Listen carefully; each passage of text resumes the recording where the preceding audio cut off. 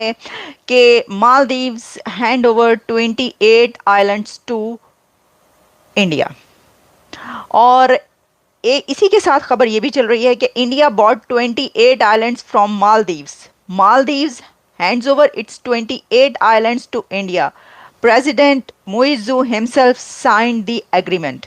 इसका मतलब ये है कि शायद मालदीव जो है वो अपनी अच्छी कीमत लगवाने के लिए चाइना की तरफ भागे और साथ में इंडिया को भी थोड़ा परेशान किया। और उन्होंने अब ये कहना शुरू कर दिया है मौजू साहब ने कि इंडिया तो हमारा सबसे क्लोजेस्ट लाया है और हमारा इनवैल्यूएबल पार्टनर है। मतलब हमारा इंडिया एक ऐसा पार्टनर है जिसकी कोई वैल्यू ही नहीं है। हमारे पंजाबी कहते हैं मोल ही कोई नहीं। हम इंडिया की पॉपुलेशन को देखें और उनकी इकोनॉमी को देखें और उनकी इमर्जिंग इकोनॉमी को देखें, इमर्जिंग टेक्नोलॉजी को देखें, तो ये एक गिव एंड टेक का सौदा है। 28 आइलैंड इंडिया को मालदीव गिफ्ट कर रहे हैं, तो सर ये उसके लिए समझ लें कि आटे में नमक के बराबर है। उसके पास तो है ही, उसके पास तो है ही यही सब ना। उसके मतलब वो हेल्प कर रहा है मालदीव को। यहाँ पर मोदी जी की कार्यशैली कुछ ऐसी है साहब कि कई बार वो चीजों को इतनी अच्छी तरीके से पका के और इतना बढ़िया तरीके से ठंडा करके खाते हैं कि खुद खुराक बनने वाले को भी ये पता नहीं हो रहा होता है कि मैं खाया जा रहा हूं। काफी जगहों पर है, बहुत ज्यादा ये खबर वायरल हो रही है। एक बहुत बड़ी जीत कही जा रही है इंडिया के लिए ये खबर कि एक बहुत बड़ी खबर निकल कर आ रही है कि मालदीव ने अपने 28 द्वीप जो है भारत के साथ एग्रीमेंट कर लिए हैं, या यूं कहें कि भारत को दे दिए हैं, कि जहां पर पूरा का पूरा कंट्रोल भारत का होगा और भारत उस पर जो है सारी तरक्की और उसको मतलब कि डेवलप करेगा। और इस तरह से एग्रीमेंट हो चुका है जिस पर मालदीव ने साइन कर लिया है। और इसके बाद में अभी एस जयशंकर साहब वहां मालदीव में थे 3 दिन की विजिट पर, और वहां पर मुइज़ू ने इनका बहुत ही कायदे से स्वागत किया। और उसके बाद में उनके अपने भाषण में उन्होंने कहा कि हमारा और भारत का जो रिश्ता है वो बहुत ही पुराना है और इस रिश्ते को हमें कायम रखना है। तो दोस्तों ये सारी चीजें जो डेवलपमेंट हुई हैं ये इतनी आसानी से नहीं हुई, क्योंकि मुइज़ू का जिस तरह से दिमाग खराब था और उनके ऊपर जो चाइना का भूत अभी तक चढ़ा था, जो सवार था, वो अब जाकर उतरा है। और अब उन्हें समझ में आ गया है कि हमें भारत के साथ रिश्ता बनाकर रखना ही पड़ेगा, क्योंकि ये उनकी जो सोच थी कि हम इंडिया आउट के नारे लगाएंगे और इंडिया को बाहर करेंगे, इंडिया से कोई मतलब नहीं रखेंगे। लेकिन अब इनको धीरे धीरे होश आने लगा है, क्योंकि जिस तरह से इनको पता चल रहा है कि अगर ये चाइना के कंट्रोल में रहे तो इनके यहाँ पर पानी जो है नहीं मिल पाएगा। इनके यहाँ एक एक बूंद पानी के लिए ये लोग तरस जाएंगे, क्योंकि यहाँ पर आप देखेंगे कि मालदीव एक एक बूंद पानी के लिए दूसरे देश पर डिपेंड है, वहां पर साफ पानी नहीं है उनके पास। तो ऐसे में इन्होंने क्या किया कि उस समय पर चाइना से इन्होंने इम्पोर्ट करा लिया पानी, लेकिन हुआ क्या कि वो पानी किसी को पीना ही पसंद नहीं आया और इस तरह से वहां पर वो सारा चाइना का पानी रखा रहेगा। क्योंकि कहते हैं कि अगर आप कहीं का पानी पी रहे हैं तो फिर आपको वही पानी पसंद आएगा, ना कि चाइना का। या फिर जैसे आप पानी नहीं बदल सकते इतनी जल्दी, तो उनके ब्लड में ये पानी था और इस कारण से वहाँ लोगों ने चाइना के पानी को रिजेक्ट कर दिया। अब इनके सामने और समस्या आ गई कि अब क्या करें। तो फिर इनके साथ अब एक मजबूरी खड़ी हो गई कि जिसमें ये भारत का साथ लें और भारत के आगे जाकर खिड़खिड़ाएं। लेकिन शुरुआत में इन्होंने चूंकि कैंपेन चलाया था कि एंटी इंडिया का और सब कुछ एंटी इंडिया का करके किसी तरह से वहाँ के प्रेसिडेंट बने थे, तो ऐसे में इनको जरूरी था कि कुछ भारत के साथ राजनीतिक ताल्लुकात को गड़बड़ करें, लोगों को दिखाएं। अब इस पर पाकिस्तानी मीडिया ये कह रही है कि मुइज़ू तो अपना भाव बढ़ाना चाहते थे, क्योंकि जानती है कि पाकिस्तानी मीडिया तो कुछ कर पाती नहीं, उनकी सरकार तो कुछ कर पाती नहीं, तो वो बैठ कर ये देखते हैं कि हो क्या रहा है। तो वो देख रहे हैं कि मुइज़ू को अपना भाव बढ़ाना था, अपना दाम बढ़वाना था कि उनके यहाँ इन्वेस्टमेंट कौन ज्यादा करेगा। तो इस पर मुइज़ू ने जो है ये सारा कुछ प्रोपोगंडा रचा और अब मुइज़ू कभी चाइना के पास जाते हैं तो कभी भारत के पास जाते हैं और इससे उनका रेट बढ़ रहा है। और जब इनको ये पता चल रहा है कि 28 द्वीप जो है भारत को दे दिया गया है, भारत उसमें डेवलपमेंट कर पाएगा, तो इससे अब इनकी आंखें और बड़ी हो गई हैं और इनके समझ में नहीं आ रहा है कि ये हो क्या रहा है। क्योंकि अभी तक तो लगता था कि मालदीव भारत से बहुत दूर हो जाएगा और चाइना की गोद में बैठा रहेगा, लेकिन फिर जब वो भारत के पास चला गया तो अब इनको बड़ी तकलीफ हो रही है इन सब चीजों से। तो चलिए चलते हैं खबर की ओर और देखते हैं पूरा मामला। वीडियो पसंद आए तो लाइक करें, चैनल को सब्सक्राइब करें और शेयर करना ना भूलें। ये एक डिप्लोमेटिक विन है इंडिया की चाइना के ऊपर। उनकी पॉलिटिक्स और उनकी एस्टेब्लिशमेंट, इनका गठ जोड़ नहीं है, ठीक है ना। वहाँ पे स्ट्रांग इकोनॉमी है, ठीक है, और स्ट्रांग डेमोक्रेसी है उनका जो है ना। क्योंकि अगर मैं भी इन्वेस्ट करूँगा, ठीक है ना, किसी भी मुल्क के अंदर या कोई मुल्क मेरे मुल्क के अंदर आके इन्वेस्ट करेगा तो वो ये देखेगा कि यहाँ की पॉलिटिकल सिचुएशन कैसी है। सो इट मीन्स कि सिर्फ डॉक्टर जयशंकर जो है वो उन्होंने रोकड़ा दिखाया और मालदीव जो है वो दाएं से बाएं इधर से उधर हो गया।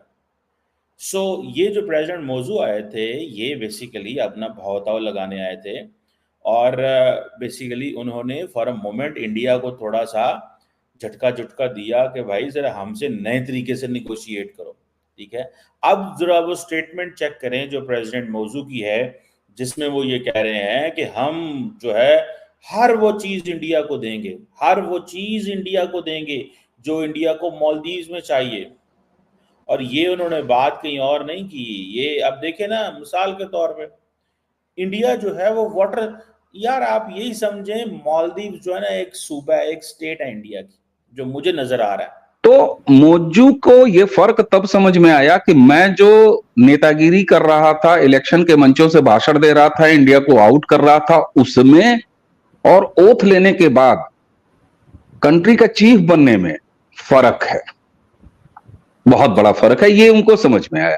लेकिन अब भाई चाइना तो चाइना है, उसकी कनिंगनेस कहीं जानी नहीं है। और चाइना का एक तरीका वो है, आपने बॉलीवुड की फिल्मों में देखा होगा ना, महाजन जो सूद देता था, सूदखोर जिसे कहते हैं, वो क्या करते थे, वो एक पीढ़ी को एक बंदे को नहीं कर्जा देते थे।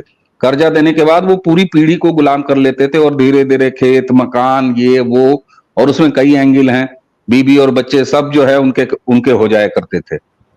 चाइना उसी पैटर्न पे चल रहा है। उसने श्रीलंका के साथ ऐसे कर लिया, उसने पाकिस्तान के साथ सक्सेसफुली ऐसा कर लिया है कि सिर्फ 50 मीटर्स की वॉक की थी मोदी साहब ने लक्षद्वीप पे के बीच पर, और उसके बाद डॉक्टर जयशंकर के 3 दिन मालदीव्स में गुजरे हैं और काया पलट हो गई है। मालदीव्स और उसके प्रेसिडेंट मोइजू वो तो बहुत खिलाफ हुए थे, अगेंस्ट हो गए थे इंडिया के।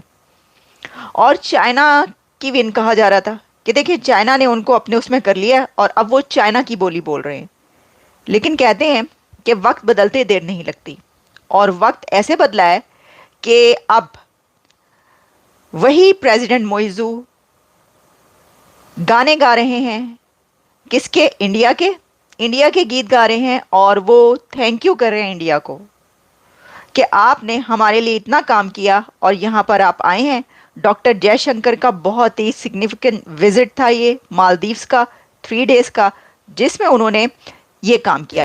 इंडिया पाकिस्तान की दोस्ती नहीं होती ना, तो ये दोस्ती ना होने की वजह मसनूई दुश्मन रखना है एक दूसरे को, फेक आर्टिफिशियल दुश्मनी ना सर, आर्टिफिशियल दुश्मनी है for sake of politics, for sake of power, because all these political leader are just a power hunger, they are not a basically political leader. उनके पास कोई ना तो डेमोक्रेटिक वैल्यूज हैं और ना ही उनकी डेमोक्रेसी के ऊपर कोई रिसर्च ना कोई स्टडी है। बस इनके पास पैसा है। ये लोग बिजनेसमैन थे, इन्होंने सोचा कि यार कारोबार पैसा तो है, अब 4 लोग भी हमें जाना। मतलब वाटर सप्लाई तो इंडिया लगाएगा, सीवरेज फैसिलिटीज 28 आइलैंड में तो इंडिया लगाएगा, government of India line of credit facility देगी एक्सिम बैंक ऑफ इंडिया के जरिए, तो वो मतलब ये काम तो इंडिया मेरा ख्याल है केरला के लिए भी कर रहा होगा, गुजरात के लिए भी कर रहा होगा, राजस्थान के लिए भी कर रहा होगा। ये सारी चीजें तो India would already be doing there. ये मतलब क्या प्रेसिडेंट मौजू ने गेम क्या की है?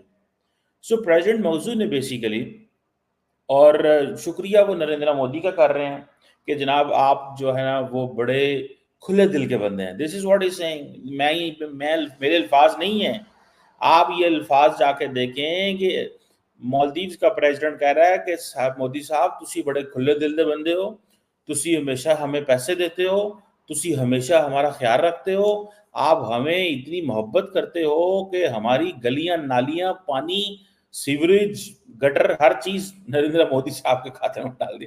मतलब this is what a statement which is coming from the president's office. मैं नहीं बोल रहा ये।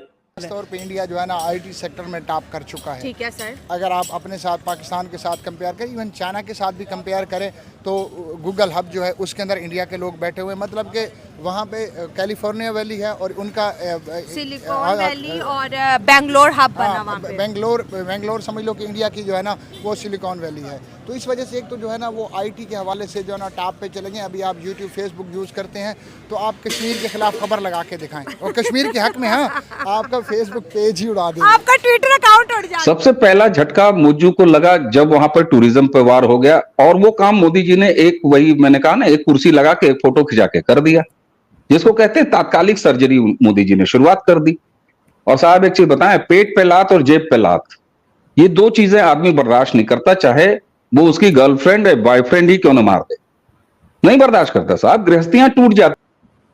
मुज्जू ने पूरे मालदीव को पिलाने के लिए चाइना से पानी ले आए, और आज भी मालदीव में, जो कि मालदीव पीने के एक बूंद पानी के लिए भी बाहर के पानी पर निर्भर है, वहां लाखों लाखों लीटर बॉटल्ड पानी जो चाइना से मंगवाया गया वो वैसे ही वहां के वेयर हाउसेस में पड़ा हुआ है, वहां के मालदीवीज नहीं पी रहे हैं। आप क्या कर लेंगे? और ये कहां से आता है साहब? नमक और पानी, ये दोनों का रिश्ता किसी आदमी के विश्वास बहाली से बहुत तगड़ा होता है। आपने किसी को नमक खिला दिया, जो मालदीव के लोग इतने सालों से भारत का पानी पी रहे थे, उन्होंने चाइना के पानी पर अपना भरोसा नहीं रखा। यहां मैं कहूंगा कि मोदी सरकार और भारत की विदेश नीति, इसके किसी स्मार्टनेस के पहले ये आवाज खुद मालदीवीज ने लगाई है, और मौजू अपने देश की सुने हैं, इसलिए ये एक परमानेंट सोल्यूशन